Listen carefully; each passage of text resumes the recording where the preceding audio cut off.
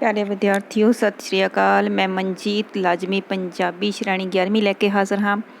ਮੇਰੇ ਚੈਨਲ ਦੇ ਨਾਲ ਜੁੜਨ ਦੇ ਲਈ ਧੰਨਵਾਦ। ਜੇਕਰ ਤੁਸੀਂ ਮੇਰੇ ਚੈਨਲ ਨੂੰ ਹਜੇ ਤੱਕ ਸਬਸਕ੍ਰਾਈਬ ਨਹੀਂ ਕੀਤਾ ਤਾਂ ਮੇਰੇ ਚੈਨਲ ਨੂੰ ਸਬਸਕ੍ਰਾਈਬ ਜ਼ਰੂਰ ਕਰ ਲਓ ਔਰ ਜੇਕਰ ਤੁਹਾਨੂੰ ਮੇਰੀਆਂ ਵੀਡੀਓਜ਼ ਪਸੰਦ ਆਉਂਦੀਆਂ ਤਾਂ ਉਹਨਾਂ ਨੂੰ ਲਾਈਕ ਔਰ ਸ਼ੇਅਰ ਜ਼ਰੂਰ ਕਰਿਆ ਕਰੋ। ਤੇ ਅਸੀਂ ਕਰ ਰਹੇ ਸੀਗੇ ਕਥਾਵਾਂ ਤੇ ਅੱਜ ਵੀ ਅਸੀਂ ਕਥਾ ਹੀ ਕਰਾਂਗੇ, ਜਿਸ ਦੇ ਵਿੱਚ ਅੱਜ ਅਸੀਂ ਕਰਾਂਗੇ ਮਿੱਥ ਕਥਾ। ਮਿੱਥ ਕਥਾ ਜਿਹੜੀ ਹੈ ਉਹ ਸਾਡੇ ਕਥਾ ਸਾਹਿਤ ਦਾ ਮੁੱਢਲਾ ਰੂਪ ਹੈ ਤੇ ਮਹੱਤਵਪੂਰਨ ਹਿੱਸਾ ਹਨ। ਮਿੱਥ ਕਥਾ ਅਸਲ ਵਿੱਚ ਇੱਕ ਕਹਾਣੀ ਹੀ ਹੁੰਦੀ ਹੈ। ਮਿੱਥ ਕਥਾ ਵਿੱਚ ਦੱਸੀ ਕਹਾਣੀ ਦੀ ਘਟਨਾ ਬੀਜ ਰੂਪ ਵਿੱਚ ਪੂਰਵ ਇਤਿਹਾਸਕ ਕਾਲ ਵਿੱਚ ਕਦੇ ਨਾ ਕਦੇ ਵਾਪਰੀ ਵੀ ਹੋ ਸਕਦੀ ਹੈ ਅਤੇ ਨਹੀਂ ਵੀ ਵਾਪਰੀ ਹੋ ਸਕਦੀ। ਇਸ ਦੇ ਜਿਹੜੇ ਨਾਇਕ ਹੁੰਦੇ ਨੇ ਉਹ ਕੋਈ ਦੇਵ ਪੁਰਖੀ ਹੁੰਦੇ ਹਨ। ਤੇ ਅੱਜ ਵੀ ਅਸੀਂ ਜਿਹੜੀ ਮਿੱਥ ਕਥਾ ਕਰਾਂਗੇ ਉਸ ਦੇ ਵਿੱਚ ਵੀ ਬਹੁਤ ਹੀ ਸੰਘਰਸ਼ਮਈ ਜਿਹੜੀ ਕਥਾ ਹੈ ਉਸ ਦੇ ਵਿੱਚ ਵੀ ਇੱਕ ਸੰਘਰਸ਼ ਹੈ, ਇੱਕ ਵੀਰਤਾ ਹੈ। ਤੇ ਅੱਜ ਦੀ ਜਿਹੜੀ ਸਾਡੀ ਮਿੱਥ ਕਥਾ ਹੈ ਉਹ ਹੈ ਨਲ ਦਮਯੰਤੀ। ਨਿਸ਼ਦ ਦੇਸ਼ ਦੇ ਵੀਰਸੈਨ ਨਾਂ ਦੇ ਰਾਜੇ ਦਾ ਇੱਕ ਪੁੱਤਰ ਸੀ ਜਿਸ ਦਾ ਨਾਂ ਸੀ ਨਲ। ਉਹ ਤੇਜਸਵੀ, ਗੁਣਵਾਨ, ਸੁੰਦਰ, ਬਲਵਾਨ ਸੀ। ਘੋੜੇ ਦੌੜਾਉਣ ਵਿੱਚ ਉਸ ਦੀ ਖਾਸ ਮੁਹਾਰਤ ਸੀ। ਇਸੇ ਤਰ੍ਹਾਂ ਵਿਦਰਭ ਨਾਂ ਦੇ ਦੇਸ਼ ਵਿੱਚ ਭੀਮ ਨਾਂ ਦਾ ਇੱਕ ਰਾਜਾ ਰਾਜ ਕਰਦਾ ਸੀ। ਉਸ ਦੀ ਇੱਕ ਰਾਜਕੁਮਾਰੀ ਸੀ ਜਿਸ ਦਾ ਨਾਂ ਦਮਯੰਤੀ ਸੀ। ਉਹ ਰੂਪਮਤੀ, ਬੁੱਧੀਮਾਨ ਅਤੇ ਹੋਰ ਅਨੇਕਾਂ ਗੁਣਾਂ ਨਾਲ ਭਰਪੂਰ ਸੀ। ਨਲ ਅਤੇ ਦਮਯੰਤੀ ਆਪਣੇ ਗੁਣਾਂ ਕਾਰਨ ਛੇਤੀ ਹੀ ਆਲੇ ਦੁਆਲੇ ਪ੍ਰਸਿੱਧ ਹੋ ਗਏ। ਉਹਨਾਂ ਨੂੰ ਆਪ ਵੀ ਇੱਕ ਦੂਜੇ ਦੀ ਵਡਿਆਈ ਦਾ ਪਤਾ ਲੱਗ ਗਿਆ। ਇਸ ਤਰ੍ਹਾਂ ਬਿਨਾਂ ਇੱਕ ਦੂਜੇ ਨੂੰ ਮਿਲੇ ਹੀ ਉਹ ਇੱਕ ਦੂਜੇ ਪ੍ਰਤੀ ਲਗਾਅ ਮਹਿਸੂਸ ਕਰਨ ਲੱਗ ਪਏ। ਦਮਯੰਤੀ ਦੇ ਜਵਾਨ ਹੋਣ ਤੇ ਉਸਦੇ ਪਿਤਾ ਨੇ ਉਸ ਦਾ ਵਿਆਹ ਕਰਨ ਲਈ ਇੱਕ ਸਵੈੰਬਰ ਦਾ ਆਯੋਜਨ ਕੀਤਾ। ਦਮਯੰਤੀ ਨਾਲ ਵਿਆਹ ਕਰਨ ਦੀ ਇੱਛਾ ਲੈ ਕੇ ਦੂਰ ਦੁਰਾਡੇ ਤੋਂ ਰਾਜੇ ਅਤੇ ਰਾਜਕੁਮਾਰ ਪਹੁੰਚੇ। ਹੋਰ ਤਾਂ ਹੋਰ ਕਈ ਦੇਵਤੇ ਵੀ ਰਾਜਿਆਂ ਦਾ ਰੂਪ ਧਾਰ ਕੇ ਉਸ ਸਵੈੰਬਰ ਵਿੱਚ ਪਹੁੰਚੇ। ਦਮਯੰਤੀ ਪਹਿਲਾਂ ਹੀ ਮਨੋ ਮਨੀ ਨਲ ਨੂੰ ਆਪਣੇ ਪਤੀ ਵਜੋਂ ਸਵੀਕਾਰ ਕਰ ਚੁੱਕੀ ਸੀ। ਅਚੰਭਾ ਇਹ ਹੋਇਆ ਕਿ ਜਦੋਂ ਸਵੈੰਬਰ ਸਮੇਂ ਉਹ ਰਾਜੇ ਨਲ ਨੂੰ ਪਛਾਣਨ ਦੀ ਕੋਸ਼ਿਸ਼ ਕਰਨ ਲੱਗੀ ਤਾਂ ਉਸਨੂੰ ਇੱਕ ਨਹੀਂ ਕਈ ਰਾਜੇ ਨਲ ਉੱਥੇ ਬੈਠੇ ਦਿਖਾਈ ਦਿੱਤੇ। ਕਈ ਦੇਵਤਿਆਂ ਨੇ ਰਾਜਾ ਨਲ ਦਾ ਰੂਪ ਧਾਰਨ ਕੀਤਾ ਹੋਇਆ ਸੀ, ਪਰ ਜਦੋਂ ਉਹਨੇ ਪੂਰੇ ਧਿਆਨ ਦੇ ਨਾਲ ਇਕਾਗਰ ਚਿੱਤ ਹੋ ਕੇ ਵੇਖਿਆ ਤਾਂ ਉਸਨੂੰ ਅਸਲੀ ਨਲ ਲੱਭਣ ਵਿੱਚ ਔਖ ਨਾ ਹੋਈ। ਉਸਨੇ ਵੇਖਿਆ ਕਿ ਦੇਵਤਿਆਂ ਦੇ ਸਰੀਰ ਉੱਪਰ ਮੁੜਕੇ ਦੀ ਕੋਈ ਬੂੰਦ ਨਹੀਂ ਸੀ। ਉਹਨਾਂ ਦੀਆਂ ਪਲਕਾਂ ਵੀ ਨਹੀਂ ਝਪਕਦੀਆਂ ਸਨ। ਉਹਨਾਂ ਦੇ ਪੈਰ ਵੀ ਧਰਤੀ ਨੂੰ ਨਹੀਂ ਸਨ ਛੂੰਹਦੇ, ਨਾ ਹੀ ਉਹਨਾਂ ਦਾ ਕੋਈ ਪਰਛਾਵਾਂ ਸੀ। ਦਮਯੰਤੀ ਨੇ ਵਰਮਾਲਾ ਨਲ ਦੇ ਗਲ ਵਿੱਚ ਪਾ ਦਿੱਤੀ। ਸਾਰਿਆਂ ਨੇ ਉਸ ਦੀ ਚੋਣ ਉੱਤੇ ਖੁਸ਼ੀ ਪ੍ਰਗਟ ਕੀਤੀ। ਦੇਵਤਿਆਂ ਨੇ ਵੀ ਉਸਨੂੰ ਆਸ਼ੀਰਵਾਦ ਦਿੱਤੇ। ਨਲ ਅਤੇ ਦਮਯੰਤੀ ਦੋਵੇਂ ਖੁਸ਼ੀ ਰਹਿਣ ਲੱਗੇ। ਉਹਨਾਂ ਦੇ ਘਰ ਇੱਕ ਲੜਕੇ ਅਤੇ ਇੱਕ ਲੜਕੀ ਦਾ ਜਨਮ ਹੋਇਆ। ਇਸ ਦੌਰਾਨ ਕਲਯੁੱਗ ਤੋਂ ਉਹਨਾਂ ਦੀ ਖੁਸ਼ੀ ਜਿਹੜੀ ਹੈ ਬਰਦਾਸ਼ਤ ਨਾ ਹੋਈ। ਉਸਨੇ ਰੰਗ ਵਿੱਚ ਭੰਗ ਪਾਉਣ ਦੀ ਸੋਚੀ। ਉਸਨੇ ਕਿਹਾ ਕਿ ਮੈਂ ਨਲ ਦੇ ਅੰਦਰ ਨਿਵਾਸ ਕਰਾਂਗਾ ਅਤੇ ਆਪਣੀ ਚਾਲ ਚੱਲ ਕੇ ਉਸਨੂੰ ਤੇ ਉਸਦੇ ਰਾਜ ਭਾਗ ਨੂੰ ਖਤਮ ਕਰ ਦੇਵਾਂਗਾ। ਫਿਰ ਉਸਨੂੰ ਦਮਯੰਤੀ ਵੀ ਪਿਆਰ ਨਹੀਂ ਕਰੇਗੀ। ਸਮਾਂ ਪਾ ਕੇ ਰਾਜਾ ਨਲ ਦੇ ਮਨ ਤੇ ਜੂਹਾ ਖੇਡਣ ਦਾ ਭੂਤ ਸਵਾਰ ਹੋ ਗਿਆ। ਉਹ ਆਪਣੇ ਛੋਟੇ ਭਰਾ ਪੁਸ਼ਕਰ ਦੇ ਨਾਲ ਜੂਹਾ ਖੇਡਣ ਲੱਗ ਪਿਆ। ਕਲਯੁੱਗ ਦੇ ਪ੍ਰਭਾਵ ਸਦਕਾ ਨਲ ਜੂਹੇ ਵਿੱਚ ਹਾਰਦਾ ਚਲਾ ਗਿਆ ਅਤੇ ਪੁਸ਼ਕਰ ਜਿੱਤਦਾ ਚਲਾ ਗਿਆ। ਜਦੋਂ ਦਮਯੰਤੀ ਨੂੰ ਇਸ ਕਹਾਣੀ ਦਾ ਪਤਾ ਲੱਗਾ ਤਾਂ ਉਸਨੇ ਨਲ ਨੂੰ ਹੋਰ ਜੂਹਾ ਖੇਡਣ ਤੋਂ ਰੋਕਣ ਦੀ ਕੋਸ਼ਿਸ਼ ਕੀਤੀ, ਪਰ ਨਲ ਦੇ ਮਨ ਦੀ ਹਾਲਤ ਅਜਿਹੀ ਸੀ ਕਿ ਉਹ ਇਸ ਸਮੇਂ ਕਿਸੇ ਚੰਗੀ ਸਲਾਹ ਨੂੰ ਸੁਣ ਹੀ ਨਹੀਂ ਸੀ ਸਕਦਾ। ਦਮਯੰਤੀ ਨੇ ਜਦੋਂ ਆਉਣ ਵਾਲੇ ਮਾੜੇ ਸਮੇਂ ਦਾ ਅਨੁਮਾਨ ਲਗਾ ਕੇ ਵੇਖਿਆ ਤਾਂ ਉਸਨੇ ਆਪਣੇ ਬੱਚੇ ਆਪਣੇ ਪਿਤਾ ਦੇ ਕੋਲ ਭੇਜ ਦਿੱਤੇ। ਹੁਣ ਨਲ ਆਪਣਾ ਸਭ ਕੁਝ ਜੂਹੇ ਦੇ ਵਿੱਚ ਹਾਰ ਚੁੱਕਾ ਸੀ।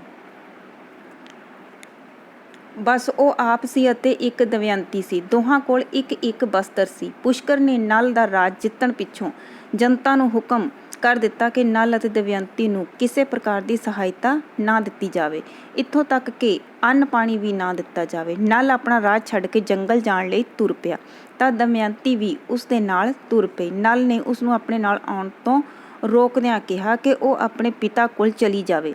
ਜੰਗਲ ਵਿੱਚ ਰਹਿਣਾ ਬੜਾ ਕਠਿਨ ਹੋਵੇਗਾ। ਰਸਤੇ ਵਿੱਚ ਅਨੇਕਾਂ ਔਕੜਾਂ ਆਉਣਗੀਆਂ। ਇਸ ਲਈ ਚੰਗਾ ਹੋਵੇਗਾ ਕਿ ਉਹ ਇਸ ਔਕੜ ਦੀ ਘੜੀ ਆਪਣੇ ਪਿਤਾ ਕੋਲ ਜਾ ਕੇ ਰਹੇ। ਅੱਗੋਂ ਦਮਯੰਤੀ ਨੇ ਕਿਹਾ ਕਿ ਉਹਨਾਂ ਦੋਹਾਂ ਨੇ ਵਿਆਹ ਸਮੇਂ ਦੁੱਖ ਸੁੱਖ ਵਿੱਚ ਇਕੱਠਿਆਂ ਰਹਿਣ ਦਾ ਪ੍ਰਣ ਲਿਆ ਸੀ। ਇਸ ਲਈ ਉਹ ਵੀ ਹਰ ਹਾਲ ਵਿੱਚ ਨਲ ਦੇ ਨਾਲ ਹੀ ਰਹੇਗੀ। ਉਹ ਕਦੇ ਵੀ ਆਪਣੇ ਪਤੀ ਤੋਂ ਅਲੱਗ ਨਹੀਂ ਹੋਵੇਗੀ। ਤੇ ਦੋਵੇਂ ਜਣੇ ਜੰਗਲ ਨੂੰ ਤੁਰ ਪਏ। ਨਲ ਅਤੇ ਦਮਯੰਤੀ ਕਈ ਦਿਨਾਂ ਤੱਕ ਭੁੱਖੇ ਭਾਣੇ ਰਹੇ। ਸਫ਼ਰ ਦੀ ਥਕਾਵਟ ਨੇ ਉਹਨਾਂ ਨੂੰ ਹਾਲੋ ਬੇਹਾਲ ਕਰ ਦਿੱਤਾ। ਇੱਕ ਸ਼ਾਮ ਉਹ ਇੱਕ ਧਰਮਸ਼ਾਲਾ ਦੇ ਨੇੜੇ ਠਹਿਰੇ ਹੋਏ ਸਨ। ਬਹੁਤ ਜ਼ਿਆਦਾ ਥਕਾਵਟ ਦੇ ਕਾਰਨ ਦਮਯੰਤੀ ਘੂਕ ਸੋ ਗਈ, ਪਰ ਚਿੰਤਾ ਦੇ ਕਾਰਨ ਨਲ ਨੂੰ ਨੀਂਦ ਨਾ ਆਈ। ਰਾਜਾ ਨਲ ਸੋਚਣ ਲੱਗਾ ਕਿ ਦਮਯੰਤੀ ਜੇਕਰ ਉਸਦੇ ਨਾਲ ਰਹੇਗੀ ਤਾਂ ਉਸਨੂੰ ਕਿੰਨੇ ਦੁੱਖ ਝੱਲਣੇ ਪੈਣਗੇ। ਨਾਲ ਹੀ ਉਸਦੇ ਮਨ ਵਿੱਚ ਇਹ ਵਿਚਾਰ ਆਇਆ ਕਿ ਜੇ ਉਹ ਦਮਯੰਤੀ ਨੂੰ ਸੁੱਤੀ ਪਈ ਨੂੰ ਛੱਡ ਗਿਆ ਤਾਂ ਉਹ ਉਸਨੂੰ ਬੇਵਫਾ ਸਮਝੇਗੀ। ਕਾਫੀ ਕਸ਼ਮੋਕਸ਼ ਤੋਂ ਪਿੱਛੋਂ ਨਲ ਨੇ ਦਮਯੰਤੀ ਨੂੰ ਸੁੱਤੀ ਪਈ ਨੂੰ ਛੱਡ ਕੇ ਇਕੱਲੇ ਤੁਰ ਜਾਣਾ ਬਿਹਤਰ ਸਮਝਿਆ। ਸਵੇਰ ਹੋਣ 'ਤੇ ਜਦੋਂ ਦਮਯੰਤੀ ਦੀ ਜਾਗ ਖੁੱਲ੍ਹੀ ਤਾਂ ਆਪਣੇ ਨਾਲ ਰਾਜਾ ਨਲ ਨੂੰ ਨਾ ਵੇਖ ਕੇ ਉਸ ਦਾ ਮਨ ਬਹੁਤ ਉਦਾਸ ਹੋਇਆ। ਉਹ ਬਾਵਲੀ ਹੋਈ ਉਸ ਨੂੰ ਢੂੰਡਣ ਲੱਗੀ ਤੇ ਜੰਗਲ ਵੱਲ ਤੁਰ ਪਈ। ਉਹ ਅੰਤਾਂ ਦਾ ਵਿਰਲਾਪ ਕਰਦੀ ਹੋਈ ਕਦੇ ਰਾਜਾ ਨਲ ਨੂੰ ਪੁਕਾਰਦੀ, ਕਦੇ ਉੱਚੀ ਉੱਚੀ ਬੋਲ ਕੇ ਰਾਜਾ ਨਲ ਬਾਰੇ ਪੁੱਛਦੀ ਅਤੇ ਕਦੇ ਆਪਣੇ ਆਪ ਨੂੰ ਕੋਸਦੀ। ਰਸਤੇ ਵਿੱਚ ਦਮਯੰਤੀ ਨੂੰ ਇੱਕ ਅਜਗਰ ਮਿਲਿਆ। ਉਸਨੇ ਦਮਯੰਤੀ ਨੂੰ ਪੈਰਾਂ ਵੱਲੋਂ ਨਿਗਲਣਾ ਸ਼ੁਰੂ ਕਰ ਦਿੱਤਾ। ਉਸੇ ਸਮੇਂ ਇੱਕ ਸ਼ਿਕਾਰੀ ਆਇਆ ਜਿਸ ਨੇ ਤਲਵਾਰ ਨਾਲ ਅਜਗਰ ਨੂੰ ਮਾਰ ਕੇ ਦਮਯੰਤੀ ਦੀ ਜਾਨ ਬਚਾਈ। ਦਮਯੰਤੀ ਦੀ ਬਿਪਤਾ ਇੱਥੇ ਹੀ ਨਾ ਮੁੱਕੀ।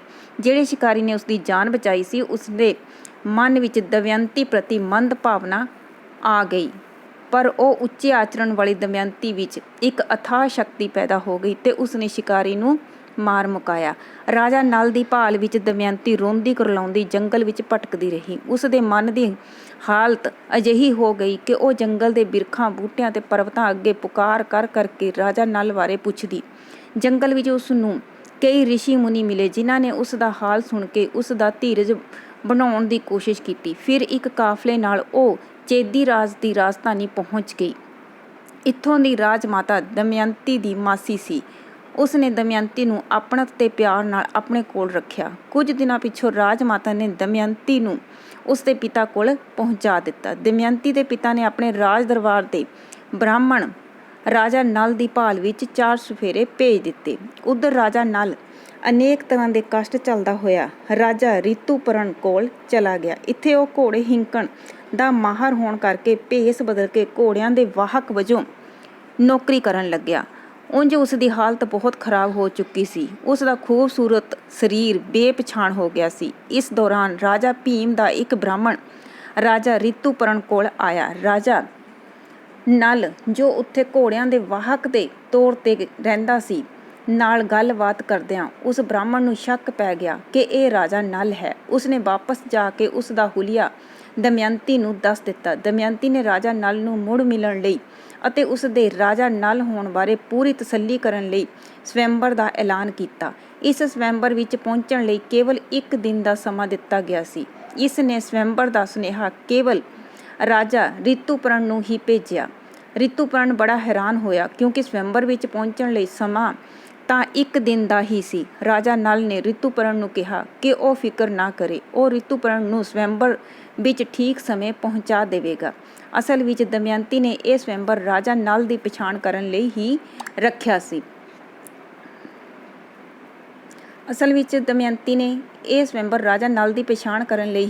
ਸੀ। ਦਮਯੰਤੀ ਨੂੰ ਭਰੋਸਾ ਸੀ ਕਿ ਰਾਜਾ ਨਲ ਹੀ ਇੰਨੇ ਥੋੜ੍ਹੇ ਸਮੇਂ ਵਿੱਚ ਇਤਨੀ ਦੂਰ ਘੋੜਿਆਂ ਨੂੰ ਭਜਾ ਕੇ ਲਿਆ ਸਕਦਾ ਹੈ। ਜਦੋਂ ਰਿਤੂਪਰਣ ਨੇ ਨਲ ਨੂੰ ਇਤਨੀ ਤੇਜ਼ ਘੋੜੇ ਦੌੜਾਉਂਦਿਆਂ ਵੇਖਿਆ ਤਾਂ ਉਹ ਉਸ ਤੋਂ ਬਹੁਤ ਪ੍ਰਭਾਵਿਤ ਹੋਇਆ। ਉਸਨੇ ਨਲ ਨੂੰ ਕਿਹਾ ਕਿ ਉਹ ਘੋੜੇ ਦੌੜਾਉਣ ਦੀ ਕਲਾ ਉਸ ਨੂੰ ਸਿਖਾ ਦੇਵੇ। ਇਸ ਦੇ ਬਦਲੇ ਵਿੱਚ ਉਹ ਰਾਜਾ ਨਲ ਨੂੰ ਜੂਹਾ ਖੇਡਣ ਦੀ ਕਲਾ ਸਿਖਾਵੇਗਾ। ਰਿਤੂਪਰਣ ਜੂਹਾ ਖੇਡਣ ਵਿੱਚ ਬਹੁਤ ਮਾਹਰ ਸੀ। ਰਿਤੂਪਰਣ ਨੇ ਰਾਜਾ ਨਲ ਨੂੰ ਜੂਹੇ ਦੇ ਗੁਰ ਦੱਸੇ ਅਤੇ ਨਲ ਨੇ ਉਸ ਨੂੰ ਘੋੜੇ ਦੌੜਾਉਣ ਦਾ ਭੇਦ ਦੱਸਿਆ। ਅਖੀਰ ਸਮੇਂ ਸਿਰ ਰਿਤੂਪਰਣ ਅਤੇ ਰਾਜਾ ਨਲ ਜੋ ਉਸ ਵੇਲੇ ਵਾਹਕ ਦੇ ਰੂਪ ਵਿੱਚ ਸੀ ਰਾਜਾ ਭੀਮ ਦੀ ਨਗਰੀ ਪੁੱਜ ਗਏ। ਉੱਥੇ ਰਾਜਾ ਨਲ ਨੂੰ ਕੋਈ ਪਛਾਣ ਨਾ ਸਕਿਆ। ਇੱਥੇ ਦਮਯੰਤੀ ਨੇ ਇੱਕ ਦਾਸੀ ਰਾਹੀਂ ਰਾਜਾ ਨਲ ਨਾਲ ਸੰਪਰਕ ਕੀਤਾ। ਰਾਜਾ ਨਲ ਦਮਯੰਤੀ ਦੇ ਸਵੈੰਬਰ ਰਚਣ 'ਤੇ ਬੜਾ ਦੁਖੀ ਸੀ, ਪਰ ਜਦੋਂ ਉਸ ਨੂੰ ਇਹ ਪਤਾ ਲੱਗਾ ਕਿ ਦਮਯੰਤੀ ਨੇ ਇਹ ਸਾਰੀ ਯੋਜਨਾ ਉਸ ਨੂੰ ਲੱਭਣ ਲਈ ਹੀ ਬਣਾਈ ਸੀ ਤਾਂ ਉਸ ਦੇ ਸ਼ੱਕ ਦੂਰ ਹੋ ਗਏ। ਰਾਜਾ ਨਲ ਦੇ ਦਮਯੰਤੀ ਅਤੇ ਬੱਚਿਆਂ ਨਾਲ ਪੁਨਰ ਮੇਲ ਹੋਣ 'ਤੇ ਸਾਰੇ ਬੜੇ ਖੁਸ਼ ਹੋਏ। ਇਸ ਖੁਸ਼ੀ ਵਿੱਚ ਰਾਜਾ ਭੀਮ ਨੇ ਕਈ ਸਮਾਗਮ ਕੀਤੇ। ਕੁਝ ਸਮੇਂ ਪਿੱਛੋਂ ਰਾਜਾ ਨਲ ਆਪਣੇ ਭਰਾ ਪੁਸ਼ਕਰ ਕੋਲ ਗਿਆ ਅਤੇ ਉਸ ਨੂੰ ਮੁੜ ਜੂਹਾ ਖੇਡਣ ਲਈ ਵੰਗਾਰਿਆ। ਜੂਹੇ ਦੀ ਨਵੀਂ ਸਿੱਖੀ ਕਲਾ ਕਾਰਨ ਉਸ ਨੇ ਪੁਸ਼ਕਰ ਤੋਂ ਨਾ ਕੇਵਲ ਆਪਣਾ ਹਾਰਿਆ ਹੋਇਆ ਰਾਜ ਭਾਗ ਮੁੜ ਪ੍ਰਾਪਤ ਕਰ ਲਿਆ, ਸਗੋਂ ਪੁਸ਼ਕਰ ਦਾ ਵੀ ਸਾਰਾ ਰਾਜ ਹਾਸਲ ਕਰ ਲਿਆ। ਪਰ ਰਾਜਾ ਨਲ ਪੁਸ਼ਕਰ ਵਾਂਗ ਦੁਸ਼ਟ ਨਹੀਂ ਸੀ। ਉਸ ਨੇ ਸੱਜਣਤਾ ਦਿਖਾਉਂਦੇ ਹੋਏ ਪੁਸ਼ਕਰ ਨੂੰ ਉਸ ਦਾ ਰਾਜ ਵਾਪਸ ਕਰ ਦਿੱਤਾ। ਇਸ ਪਿੱਛੋਂ ਸਾਰੇ ਖੁਸ਼ੀ-ਖੁਸ਼ੀ ਰਹਿਣ ਲੱਗੇ ਅਤੇ ਨਲ ਅਤੇ ਦਮਯੰਤੀ ਦੁਬਾਰਾ ਆਪਸ ਵਿੱਚ ਮਿਲ ਗਏ ਤੇ ਆਪਣਾ ਜੀਵਨ ਜਿਹੜਾ ਹੈ ਸੁਖੀ ਅਤੇ ਖੁਸ਼ੀ ਜੀਣ ਲੱਗੇ। ਇਹ ਸੀਗੀ ਸਾਡੀ ਅੱਜ ਦੀ ਕਥਾ, ਨਲ ਅਤੇ ਦਮਯੰਤੀ।